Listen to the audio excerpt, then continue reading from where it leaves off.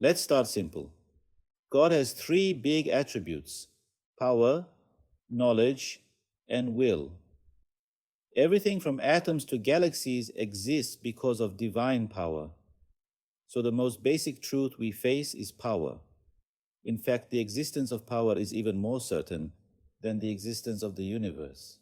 Because if there's a universe, something powerful had to bring it into being. And an attribute always points to the one who owns it. If there's taste, there must be food. If there's height, there must be a person. If there's creative power, there must be a living one who possesses it. You can't have a free floating power just hanging in the air. By the way, strength and power aren't the same. Strength in physics moves things. Divine power doesn't just move, it originates, shapes, gives form, color, taste, scent. It creates. You don't say he has the strength to create a universe. You say he has the power to create a universe. Now, our goal here isn't to prove that power exists. We get that already. The question is deeper. With so much happening all at once, countless trees, their fruits, the seeds, the DNA inside the seeds, people eating the fruit, people's bodies digesting it, how can that power do all of it together, instantly, without strain? This is not a side topic. It's the backbone of faith, the cornerstone of resurrection. Because the Quranic truth is this: creating all of humankind and bringing them back to life together is as easy for God as creating a single soul. Numbers don't matter. 1 or a trillion, it's the same. Homework. Memorize this meaning. It'll change how you see everything. How can that be? Here's the logic in plain talk. The Creator's power is eternal and essential. It didn't start later, it isn't borrowed, and it never tires. Because it's essential, its opposite, weakness, can't get near it. And where there's no opposite, there are no degrees. No degrees means no more or less, no hard or easy, no big or small. Infinity doesn't blink at numbers. Infinity minus a million is still infinity. So, to divine power, a star and an atom are equal. All right, how does the universe itself show this? Think through these secrets that make the many at once easy. 1. The luminosity secret.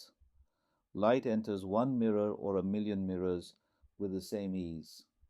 Shine the sun on the sea, and its light and image appear in every bubble at once. If mere created light does that, imagine the luminous, non-material power of the Creator. Spinning galaxies and spinning electrons, same ease. 2. The transparency secret. Transparent things receive and reflect light everywhere. The inner side of created things, their spiritual blueprint, esteemed eye, is like that, open, transparent to power. So giving life to one living being or to all living beings in spring comes equally easy. One or all, no difference. 3. The balance secret. Picture a huge, perfectly sensitive scale that can weigh mountains. Put an equal mountain on each side, add just a seed to one side, and the whole thing tips. That's how possible beings are. Their existence and non-existence sit in perfect balance, needing only the slightest nudge of power. Once power tips the scale, bringing one thing into being or bringing countless things into being is the same kind of tipping. 4. The order secret. A ship or plane with thousands of parts moves when you press one button, because everything is linked in an ordered system. The universe is full of linked laws, measures, and patterns. So turning the solar system, moving the earth in its orbit, circulating blood in your veins, spinning red blood cells, even turning the atoms inside them, it's one ordered command rippling through everything. That's why a human is formed from a single drop in a way that should make us gasp, but we're numb from habit. 5. The excellence without strain sign. Look at spring. The sheer number of blossoms and leaves is insane, and yet the quality never drops. If creation got even a little harder when the count went up, you'd see quality suffer when the universe scales. But the artistry stays perfect at every scale. One apple or a billion apples. Same flavor, same symmetry, same polish. That zero strain consistency screams infinite power. 6. The obedience secret. A commander says, "Advance," one soldier obeys. The same word moves a whole army. Creatures obey the Creator's creative command even more perfectly. Saying "be" to a single being or to an entire spring of beings. Same authority, same instant response. And please look around like this when you walk outside. The sun, created. The mountain, created. The light on your face, sent. The clouds, formed. The rain, measured. Your legs moving, your heart beating, your eyes seeing, sustained in real time. There isn't a square centimeter where power isn't at work. A sugar cube has more atoms than the stars you can count. Your pinky holds more atoms than the skies have stars. To make just your pinky be, all those atoms have to be gathered, arranged, held, guided at every instant. And it happens constantly. A quick note on causes. If you try to hang creation on causes, it collapses. Then one flower becomes as hard as a whole spring, and one fly as hard as all animals, because blind causes can't carry such artistry, measure, purpose, timing, and unity. But when you ascribe it to the all-powerful, a whole spring becomes as easy as one flower. That's exactly what we see. Ease, speed, quality, and order together. Even modern science got nudged this way. People once thought atoms were tiny, solid balls. Then they split, then fields, then energy. Now matter looks like condensed energy, sustained by something deeper.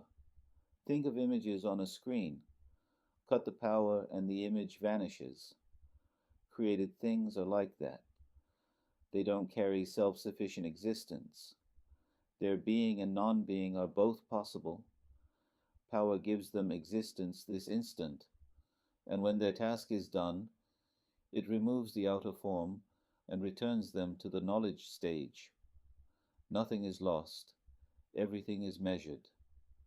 Bring it back to faith.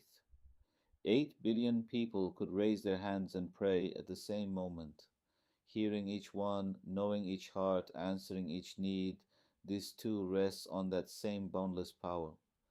And resurrection, gathering every human from Adam to the last person in a blink. Once you grasp that infinite, essential, opposition-free power, you stop tripping over numbers. One soul or all souls, same ease. So yes, God is able to do all things. The more you sit with this, the more it sinks in. Small, big, few, many. These are our categories, not limits for Him. When that clicks, worship stops being theory. You feel your limits before limitless power, and the door to true servanthood opens. And don't forget the homework. Memorize the meaning.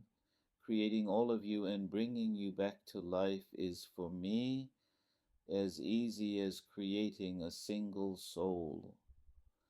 Let that live in your heart all week.